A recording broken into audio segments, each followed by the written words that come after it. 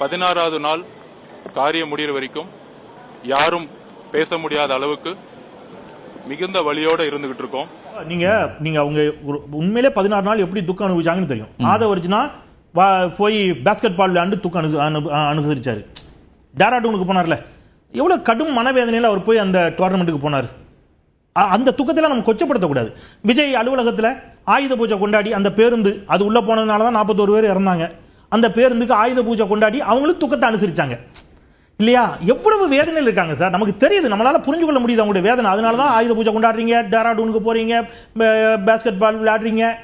தான் வீட்டில் இழவு விழுந்திருக்குன்னு சொல்றவர் 3வது நாள் தனி விமானத்தில் போய் ஒரு விளையாட்டு போட்டியில் கலந்துக்க முடியுது, அதுக்கு போயிட்டாரு. நேற்றைக்கு கொடுத்த இந்த வார்த்தையை நீங்க 16வது நாள் காரியம் முடிகிற வரைக்கும் பேச மாட்டோன்றது, நீங்க உத்தரகாண்ட்ல இறங்கி நிற்கும் பொழுது ஏஎன்ஐ செய்தியாளர் பெண் செய்தியாளர் கேட்கும்போது அவங்க கிட்ட சொல்லிட்டு போயிருக்க வேண்டியன. 16 நாள் காரியம் முடிஞ்சதுக்கு அப்புறம் பேசணும் இங்கிலீஷ்ல கூட சொல்லிட்டு போயிருக்கலாமே. அங்கிருந்து ஏன் ஓடுறீங்க? வராத போனை எடுத்து காதில் வச்சுட்டு போறீங்களே, போனே வரல, சும்மா காதில் வச்சுட்டு போயிட்டே இருக்கீங்க.